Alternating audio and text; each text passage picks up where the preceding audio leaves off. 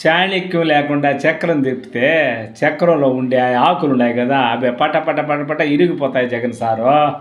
మీరు ఉండారు ఎందుకో ఆ రోజు వెంకటేశ్వర స్వామి సెట్టింగ్ చేసి పూజలు జరిపితే ఏమనుకున్నారు వాళ్ళంతా?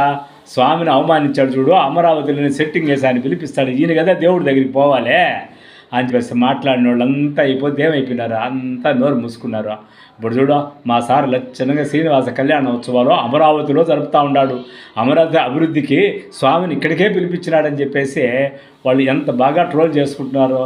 ఏది ఏమైనా మాట్లాడేది నీకు అనుకూలంగా మార్చుకోవడం కూడా ఒక తెలివి సామే. ఆ తెలివితేటలు మీ మీడియాకి మీరు కొంచెం ఇంకా ట్రైనింగ్ ఇకపోతే ఈ కళ్యాణోత్సవాలు వాళ్ళకి విజయవంతం అవుతాయి కానీ మీకు విజయవంతం కావు. చూడండి, మీరు ఆడ చేస్తే ఏమని స్వామి దగ్గరికి పోలేదు, భారతమ్మ ప్రసాదం కూడా తినలేదని చెప్పేసి ఎంత వైరల్ చేసినారో. స్వామి దేనికైనా ఆ చాణక్యం అనేది లేకపోతే చక్రాలు ఇరిగిపోతాయి. ఆ చక్రాలు బాగా నడిపించగలిగినాడు మా బాబు సార్ కాబట్టి ఆయన ఇట్లాంటివి ఎన్ని చాణక్యాలు చేసినా అవి ప్రజలకి భలే తమాషగా ఉంటాయి, భలే హాయిగా ఉంటాయి, భలే గొప్పగా ఉంటాయి, భలే అభివృద్ధిగా ఉంటాయి.